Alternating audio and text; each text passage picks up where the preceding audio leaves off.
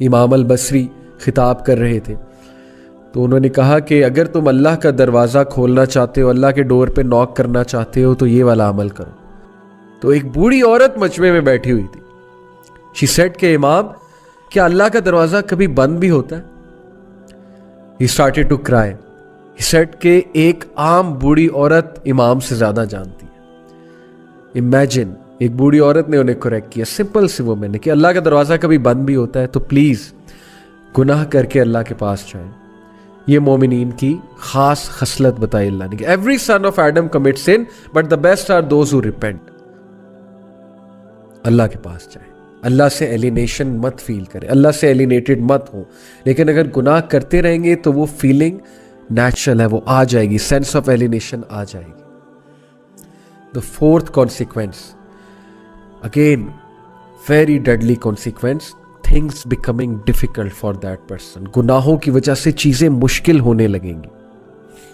یعنی ایک چیز پہ اٹینشن کی تو دوسری چیز آ گئی، دوسری پہ اٹینشن کی تیسری آ گئی، تیسری کی طرف اٹینٹیو ہوئے چوتھی چیز آ گئی. چیزیں آئی جا رہی ہیں، پریشر آیا جا رہا ہے، ہر طرف سے مشکل آئی جا رہی ہے. ایک طرف سے اولاد تنگ کر رہی ہے، ایک طرف سے جو ہے وہ ریلیشن شپس میں پھنسے ہوئے، ایک طرف سے جو ہے وہ اچانک سے کوئی بیمار ہو گیا، ہاسپٹل جانا پڑ گیا، ایک طرف سے یہ ٹیسٹ اور ٹرائلز بھی ہو سکتے ہیں، ڈونٹ گیٹ می رانگ کہ پنشمنٹ ہی ہے. لیکن in most cases when things become difficult then it's time to do استغفار. کیسے کتنا یہ ہمارے ساتھ زیادہ ہوتا ہے، ایک طرف سے پرابلم آئی، وہ حل ہوئی، دوسری طرف سے آ گئی، ابھی وہ ہو رہی تھی، تیسری طرف سے آ گئی. اٹس ٹائم یو ڈو سجدہ، you submit to Allah, you say یا اللہ، یا اللہ بس، یا میرے رب مجھے معاف کر دے، یا میرے رب مجھے راہ دکھا دے، یا میرے رب things have become difficult for me, life has become constricted for me, یا اللہ بکھر گیا ہوں، سمیٹ دے، یا اللہ تنگ آ گیا ہوں، بس یا اللہ گناہوں میں پڑا ہوا ہوں، نکال لے یا رب، نکال لے. So please when things become difficult for you, understand, see your routine. کہیں آپ کوئی گناہ تو نہیں کر رہے، کسی کا دل تو نہیں توڑ رہے، کہیں آپ حقوق العباد میں تو کمی نہیں کر رہے. لوگ حقوق العباد میں کمی کرتے ہیں اپنے برے اخلاق کی وجہ سے، اس کی وجہ سے بھی things become difficult. یا کسی گناہ میں مبتلا ہوتے ہیں، صدقہ کریں، غریبوں کو کھانا کھلائیں، گناہوں سے نکلیں. Number 5th consequence, the sinner will find darkness in his heart, according to ابن القیم. اور یہ بہت سی احادیث سے ڈیرائیوڈ شدہ کانسیپٹ ہے. What is meant by darkness in heart؟ ایک تو یہ ہے نا کہ گناہ کی زیادہ چاہت ہونا اور نیکی سے کنسٹرکٹڈ فیل کرنا، نیکی کے حوالے سے، نیکی کے حوالے سے بہت ہی ریزسٹنس فیل کرنا دل میں. اور ڈارکنس سے ایک اور مراد ہے اسکالرس کی، ڈارکنس سے مراد ہے کنفیوژن. جو بندہ گناہوں میں مبتلا ہوتا ہے نا، اس کی کنفیوز اسٹیٹ ہوتی ہے. یو مسٹ ہیو سین، آپ اس سے بات کریں، یو ول ریئلائز کہ پتہ نہیں وہ کیا بات کر رہا ہے. ہی از آل کنفیوزڈ اور شی از آل کنفیوزڈ.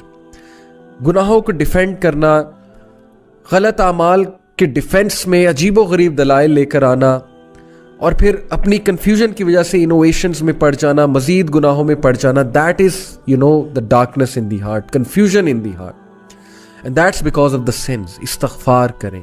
اس کنفیوژن، یہ کنفیوژن ختم ہوگی، آپ کو حق حق نظر آئے گا، باطل باطل نظر آئے گا. بہت سے لوگ کو آپ نے دیکھا ہوگا کہ گناہوں کی وجہ سے وہ باتیں ایسی کرتے ہیں کہ اگلا کہتا ہے یار this person is all confused. They are not making any logic at all. So please یہ ڈارکنس کو ختم کریں with the obedience of Allah. عبداللہ ابن عباس کا میں آپ کو ایک کوٹ سناتا ہوں. He said, good deeds make the face light, give light to the heart, and bring about ample provision, physical strength and love in people's hearts. سبحان اللہ. اچھے اعمال، نیکی کے کیا کیا فائدے ہیں سن لیں. Number 1، make the face light. آپ کا چہرہ کھلا کھلا ہوگا، کانفیڈنس نظر آئے گا، سیلف اسٹیم نظر آئے گی آپ کے چہرے پہ. آپ کی باڈی لینگویج ہی چینج ہو جائے گی نیکی والے اعمال سے. آپ کا چہرہ، اس پہ ایک الگ ہی روشنی نظر آ رہی ہوگی، ایک الگ ہی کانفیڈنس نظر آ رہا ہوگا. And second benefit, gives light to the heart. good deeds give light to the heart. دل میں روشنی آئے گی، لائٹ آئے گی. دل اچھا ہے تو زبان اچھی، because your tongue is the mirror of the heart. جب تک زبان سخت ہے، زبان سے पेसिमिस्टिक सेंटेंसेस निकल रहे हैं, होपलेस सेंटेंसेस निकल रहे हैं, दिल पे काम होने वाला है, ट्रस्ट मी। आपने देखा है कुछ लोग बहुत नरम गुफ्तगू होते हैं, नरम मिजाज होते हैं, और आपने भी अक्सर देखा होगा कभी कभी आपकी ज़ुबान बहुत सख्त हो जाती है, कभी कभी ज़ुबान से ऐसी बातें निकलती हैं जो नॉर्मली जब आप ईमान वाली कंडीशन में होते हैं नहीं निकलती। क्यों? दिल पे काम होने वाला है, दिल में लाइट नहीं है। तो दिल में लाइट आती है नेकी के अमाल से, and bring about ample provision, risk बढ़ता है, नेकी करने से रिस्क बढ़ता है, हर तरह का रिस्क जो मैंने आपको कहा, टाइम में बरकत, अच्छी कंपेनियनशिप, अच्छे लोग आपके साथ अटैच हो जाएंगे, इज्जत करने वाले, मोहब्बत करने वाले, आपको बैक स्टैब ना करने वाले, वफादार लोग आपके साथ अटैच हो जाएंगे, और पैसा भी आएगा इंशाल्लाह अल्लाह ने चाहा तो। फिजिकल स्ट्रेंथ, नेकी से फिजिकल स्ट्रेंथ आती है, can you believe it? Physical strength, सुस्ती गायब हो जाती है नेकी वाले अमाल से। अदरवाइज सुस्ती छाई होती है, नेकी करने का दिल नहीं करता, लोग बॉडी बिल्डिंग करते हैं लेकिन फजर पे उठते हुए वो सारी स्ट्रेंथ, फिजिकल स्ट्रेंथ गायब हो जाती है। लोग डंबल्स उठाते हैं जिम में जा जाके, लोग जो है 50-50 kg की वेट लिफ्टिंग करते हैं एक हाथ से, बट उसी हाथ से जो है वो कंबल दूर नहीं किया जाता, कंबल लिफ्ट नहीं किया जाता फजर की नमाज में। Okay, so physical strength and love in people's heart, सुभान अल्लाह, this is all we want. हम में से कौन है जो कहता है कि मुझे फेस पे कॉन्फिडेंस नहीं चाहिए, लाइट नहीं चाहिए, मुझे दिल में लाइट नहीं चाहिए, मुझे रिस्क नहीं चाहिए, मुझे फिजिकल स्ट्रेंथ नहीं चाहिए, और मुझे लोगों की मोहब्बत नहीं चाहिए। लव इन पीपल्स हार्ट, नेकी आपको आपके लिए लोगों के दिल में मोहब्बत भरेगी। Can you believe it? इतना फायदा। And then he said bad deeds make the face dark, बुरे आमाल सेल्फ एस्टीम को हिट करेंगे, कॉन्फिडेंस शैटर होगा, चेहरा मुरझा जाएगा। And bad deeds give darkness to the heart, दिल में अंधेरा छा जाएगा, ये हम डिस्कस कर चुके हैं ऊपर। And bring about physical weakness, गुनाहों की वजह से फिजिकल वीकनेस आती है, लोगों की सेहतें बर्बाद हो रही गुनाहों की वजह से, फिजिकल स्ट्रेंथ और सेल्फ एस्टीम हिट हो रही है गुनाहों की वजह से। इस पे कभी आप सोचिएगा, a lack of provision, risk में किल्लत, and hatred in people's heart, सुभान अल्लाह, लोगों के दिलों में नफरत भर जाती है आपके लिए जब आप गुनाहों में इन्वॉल्व होते हैं, अल्लाह दूर कर देता है लोगों को आपसे। ये है फलसफा गुनाह का और नेकी का। Number 6, consequence of sin, डेप्रिविएशन of worship and obedience. एक बंदा गुनाह करता है और उसको अल्लाह की इबादत से डिप्राइव कर दिया जाता है, और इससे बड़ी डेप्रिवेशन और क्या होगी?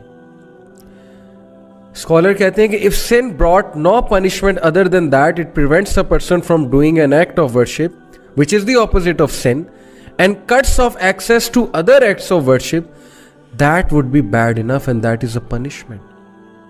कभी कभी सिन्स के कॉन्सिक्वेंस बहुत ही सीरियस आते हैं ना, मिसाल के तौर पे आपका सिन एक्सपोज हो जाता है, या खुदा न खास्ता उस सिन की वजह से कोई बहुत बड़ा हादसा हो जाता है, फिजिकल हादसा। लेकिन कभी कभी सिन का कॉन्सिक्वेंस ये भी है कि आप इबादत में मुलविस थे, मिसाल के तौर पे आप पहले जमात से नमाज पढ़े थे लेकिन अब आप जमात से नमाज पढ़ना छोड़ दिया आपने। पहले आप टाइम पे नमाज पढ़े थे, अब नहीं पढ़े। पहले आप सुनते पढ़ते थे, पहले आप बहुत से नवाफिल एक्ट्स में मुलविस थे, अब वो भी नहीं कर रहे, तो ओबीडियंस से तो आप गए ना। और ये भी बहुत बड़ा एक कॉन्सिक्वेंस है सिन का और पनिशमेंट, क्योंकि अल्लाह की इबादत इंसान को स्ट्रॉन्ग करती है। हम अब्द हैं, हम इबादत करने के लिए पैदा किए गए, अगर इबादत से ही गए तो कैसे हमारी रूह की नशोनुमा होगी? So the scholar says that the sin cuts off a third way and a fourth way and so on, and because of the sin he is cut off from many acts of worship, each of which would have been better for him than this world and everything in it। अब उसे पता नहीं उस इंसान को कि ये act of worship कितना अजीज था अल्लाह का, और इसकी वजह से वो दुनिया में उसका स्टेटस बढ़ा था और आखिरत में, लेकिन गुनाह की वजह से वो उस वर्शिप से गया, उस एक्ट ऑफ वर्शिप से गया, खत्म हो गया। कुरान की तिलावत कर रहा था या कर रही थी पहले, अब नहीं करते।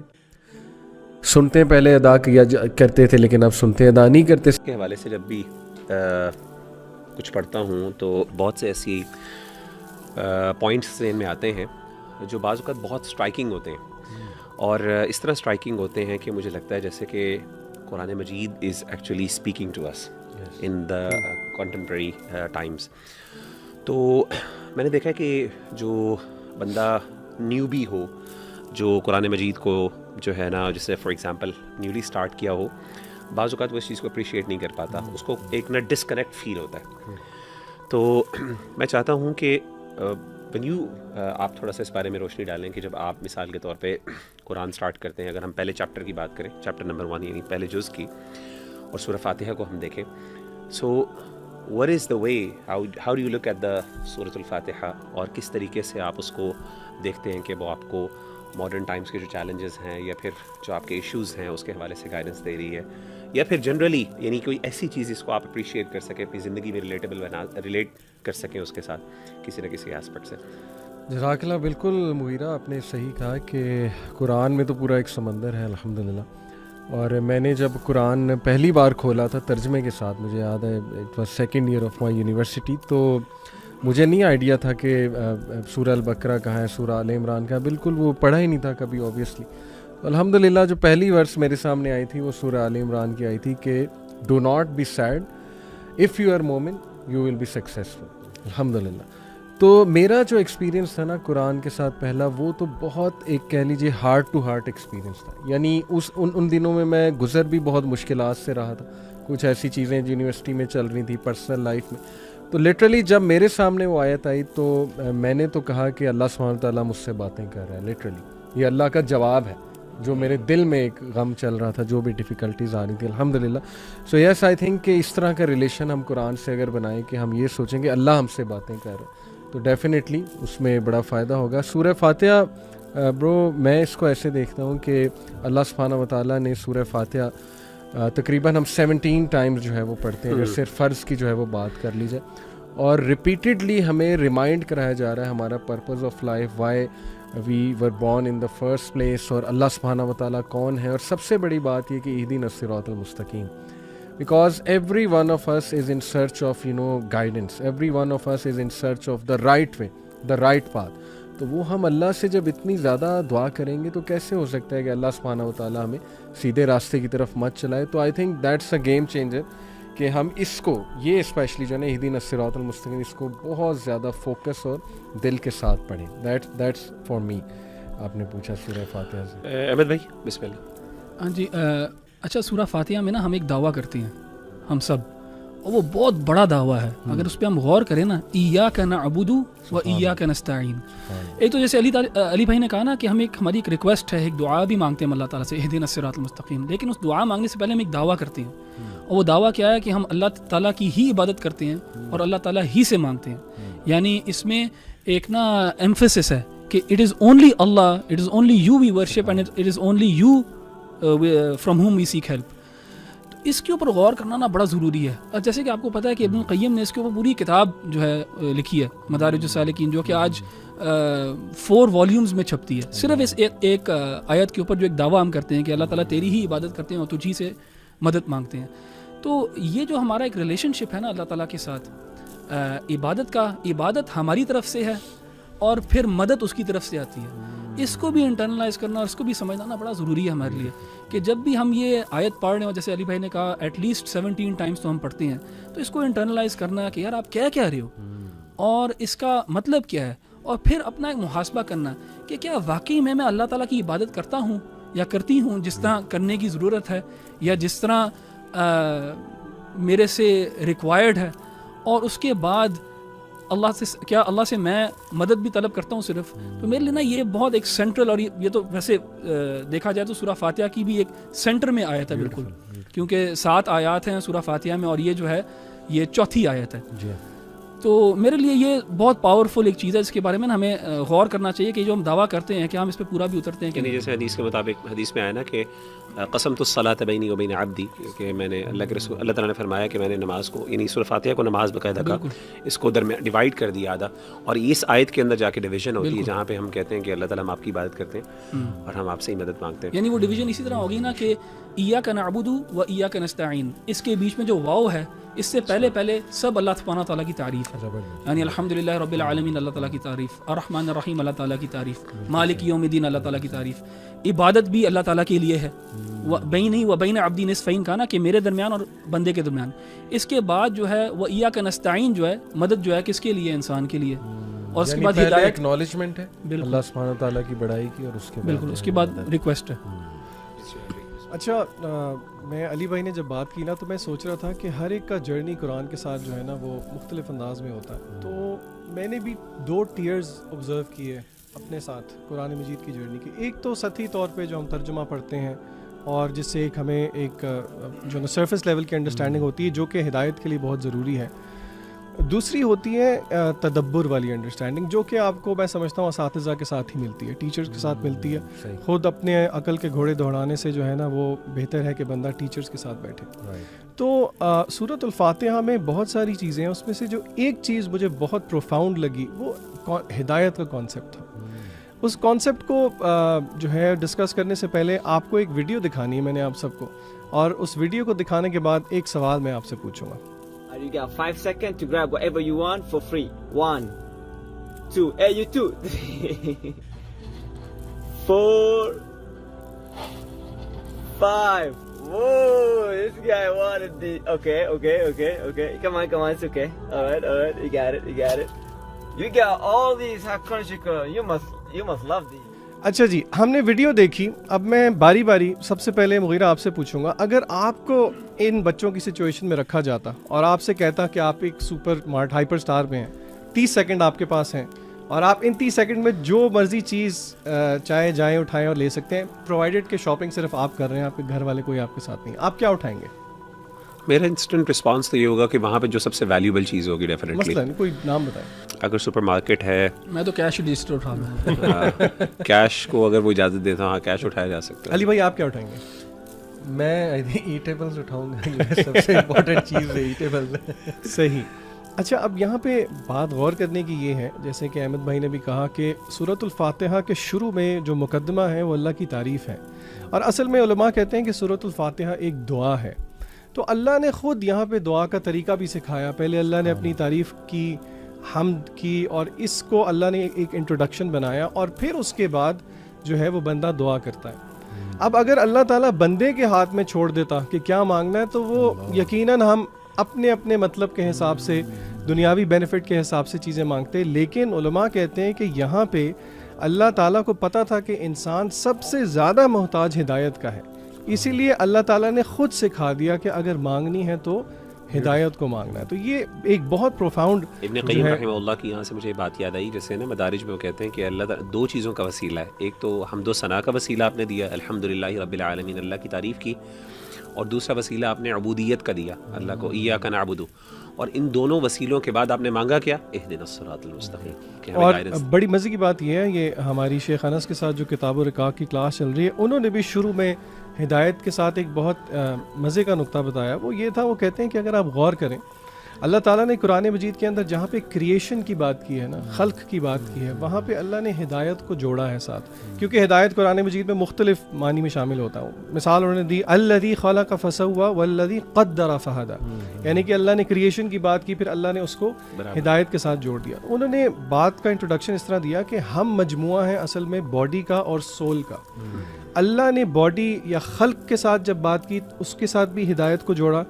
بالکل اسی طرح اللہ نے جب روح کی بات کی، اس کے ساتھ بھی ہدایت کو جوڑا، جیسے کہ سورہ نور کی اس آیت میں ہے جس میں اللہ تعالیٰ فرماتے ہیں اللہ نور السماوات والارض، اور اس آیت کے بیچ میں آگے جا کے اللہ فرماتے ہیں نور علی نور. یہاں پہ پہلا نور سے مراد نور فطرت ہے جس پہ اللہ نے ہمیں پیدا کیا ہے، اور دوسرا نور علماء کہتے ہیں نور ہدایت ہے. اس کے بعد اللہ کہتے ہیں یہد اللہ لنورہ من یشاء. تو یہاں پہ دیکھیں اللہ نے نور ہدایت کے ساتھ بھی جو ہے ہدایت کے لفظ کا استعمال کیا. تو یہ ایک بڑی پروفاؤنڈ چیز ہے. اس سے ہمیں پتہ لگتا ہے کہ جس طرح آج کی سیکولر دنیا یہ سمجھتی ہے کہ تخلیق میں، کاسمولوجی میں ہم کریٹر کے محتاج ہیں، بالکل اسی طرح سوشل معاملات میں، فیملی معاملات میں، پولیٹیکل معاملات میں بھی ہم اللہ تعالیٰ کی ہدایت یعنی اٹ از لائک کہ ہمیں ٹرائل کرنے کی ضرورت ہی کچھ نہیں. اللہ نے آلریڈی ایک ریڈی میڈ ہمیں دعا بھی دے دی ہے، اور جو موسٹ کمپریہنسو ہے، جو ہمارے تمام معاملات کو سلجھا دی. ابن تیمیہ رحمہ اللہ کہتے ہیں، امام ابن قیم مدارج میں ذکر کرتے ہیں کہ سب سے جو نفع بخش دعا میں نے پورے قرآن میں ڈھونڈی، تلاش کی کہ مجھے مل جائے، تو سب سے